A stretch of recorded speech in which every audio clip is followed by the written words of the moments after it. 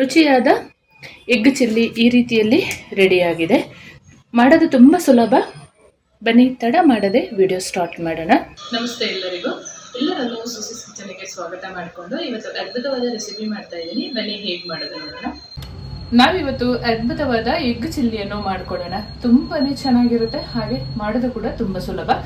ನಿಮ್ಮ ಮನೆ ಅಳತೆಗೆ ನೀವು ಮಾಡ್ಕೊಳ್ಳಿ. 10, 15, 6 ಈ ಥರ ಮಾಡ್ಕೊಳ್ಳಿ. ಸ್ವಲ್ಪ ದಪ್ಪ ಮಾಡಿಕೊಂಡ್ರೆ ಇನ್ನೂ ಚೆನ್ನಾಗಿರುತ್ತೆ. ನಾನಿಲ್ಲಿ 7 ಮೊಟ್ಟೆನ ತಗೊಳ್ತಾ ಇದ್ದೀನಿ. ಇದನ್ನು ಒಂದು ಮಿಕ್ಸಿಂಗ್ ಬೌಲಿಗೆ ಹಾಕೊಂಡು ಚೆನ್ನಾಗಿ ಬೀಟ್ ಮಾಡ್ಕೊಳ್ಬೇಕು. ಒಂದು ಮಿಕ್ಸಿಂಗ್ ಬೌಲ್ ಇಟ್ಕೊಂಡಿದ್ದೀನಿ. ಎಲ್ಲ ಮೊಟ್ಟೆನ ಒಡೆದು ಬೌಲ್ ಒಳಗಡೆ ಸೇರಿಸ್ಕೊಳ್ಳೋಣ. ತುಂಬ ಅಂದರೆ ತುಂಬ ರುಚಿ ಇರುತ್ತೆ. ನೀವು ಒಮ್ಮೆ ಟ್ರೈ ಮಾಡಿ.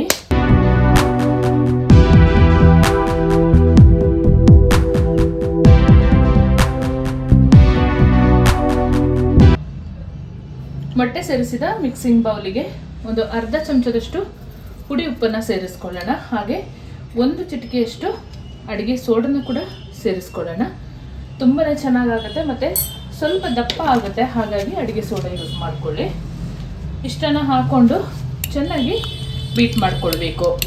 ಬೇಕಿದ್ರೆ ಸ್ವಲ್ಪ ಪೆಪ್ಪರ್ ಪೌಡ್ರೆಲ್ಲ ಸೇರಿಸ್ಕೊಳ್ಬೋದು. ನಾನು ಹಸಿಮೆಣಸಿನಕಾಯಿ ಮತ್ತು ಸಾಸ್ಗಳೆಲ್ಲ ಬಳಸೋದ್ರಿಂದ ನಾನು ಇದಕ್ಕೆ ಸೇರಿಸ್ಕೊಳ್ತಾ ಇಲ್ಲ.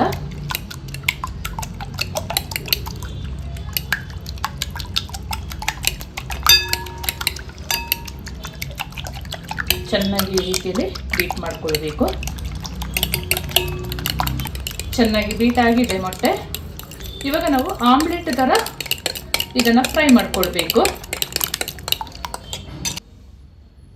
ಒಂದು ತವಾ ಒಲೆ ಮೇಲೆ ಇಟ್ಕೊಂಡು 1 ಚಮಚ ಎಣ್ಣೆ ಸೇರಿಸ್ಕೊಂಡಿದ್ದೀನಿ. ಎಣ್ಣೆ ಬಿಸಿಯಾಗಿದೆ. ಮೊಟ್ಟೆ ಹಾಕ್ಕೊಳ್ಳೋಣ.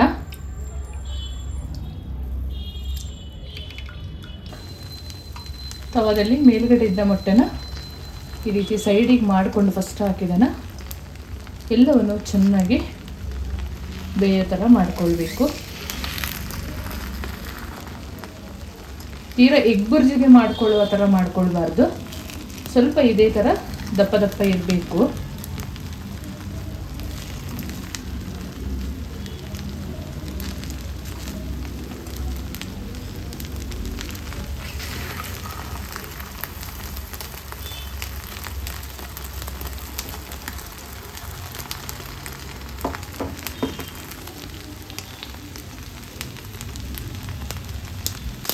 ಉಲ್ಟಾ ಮಾಡಿಕೊಂಡು ಬೇಯಿಸ್ಕೊಳ್ಳೋಣ.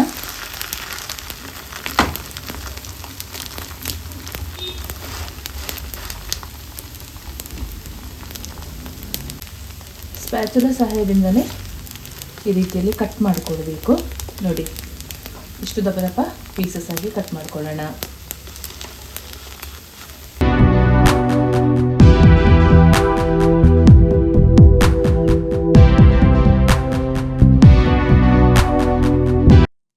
ಮೊಟ್ಟೆನ ನೋಡಿ ಒಂದು ಬೌಲಿಗೆ ತೆಗೆದಿಟ್ಕೊಂಡಿದ್ದಾಗಿದೆ.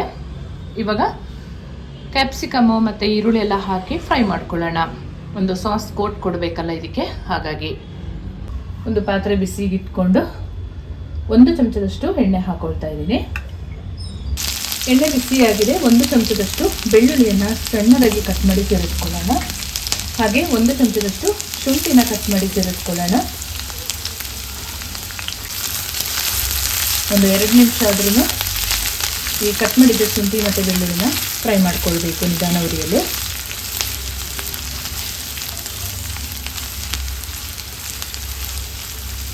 ಇದು ಫ್ರೈ ಮಾಡಿ ಬಾಯಿಗೆ ಸಿಗುವಾಗ ತುಂಬಾ ಚೆನ್ನಾಗಾಗುತ್ತೆ. ಶುಂಠಿ ಬೆಳ್ಳುಳ್ಳಿ ಪೀಸಸ್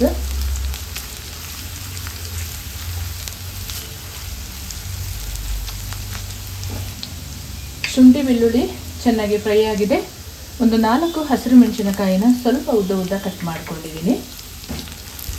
ಸಣ್ಣದಾದರೆ ಮಕ್ಕಳಿಗೆಲ್ಲ ಬಾಯಿಗೆ ಸಿಗುವಾಗ ಖಾರ ಜಾಸ್ತಿ ಆಗುತ್ತೆ, ಹಾಗಾಗಿ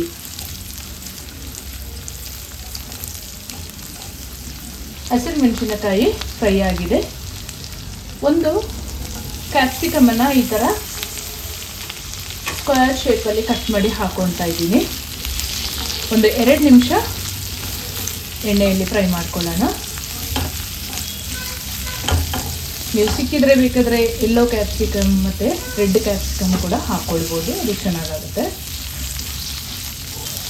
ಕ್ಯಾಪ್ಸಿಕಮ್ ಒಂದು 2 ನಿಮಿಷ ಫ್ರೈ ಆಗಿದೆ. ಒಂದು ದಪ್ಪ ಈರುಳ್ಳಿನ ಸೇಮ್ ಒಂದು ವಿಧಾನದಲ್ಲಿ ಕಟ್ ಮಾಡ್ಕೊಳ್ಬೇಕು. ಫ್ರೈ ಮಾಡ್ಕೊಳ್ಳೋಣ. ಇದೆಲ್ಲ ಜಾಸ್ತಿ ಫ್ರೈ ಮಾಡ್ಕೊಳ್ಳೋದು ಬೇಡ, ಒಂದು 2 ನಿಮಿಷ ಫ್ರೈ ಆದರೆ ಸಾಕು.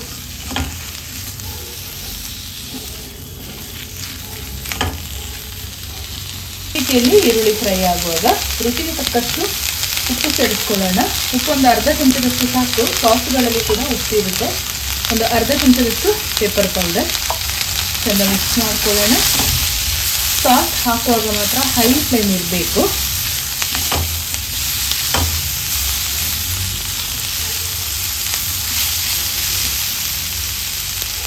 ಎರಡು ಚಮಚದಷ್ಟು ಟೊಮೆಟೊ ಕೆಚಪ್, 1.5 ಚಮಚದಷ್ಟು ಗ್ರೀನ್ ಚಿಲ್ಲಿ ಸಾಸ್, 1 ಚಮಚದಷ್ಟು ಸೋಯಾ ಸಾಸ್ ಸೇರಿಸ್ಕೊಳ್ಳೋಣ. ಹೈ ಫ್ಲೇಮಲ್ಲಿ ಚೆನ್ನಾಗಿ ಮಿಕ್ಸ್ ಮಾಡಿಕೊಳ್ಬೇಕು.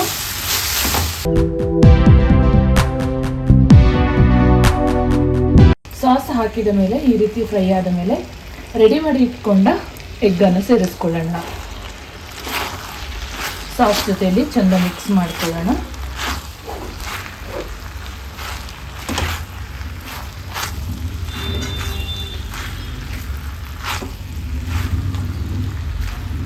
ಬೇಕಿದ್ದಲ್ಲಿ ಕಾರ್ನ್ ಫ್ಲೋರ್ ಕೂಡ ನೀರು ಮಾಡಿ ಹಾಕ್ಕೊಳ್ಬೋದು.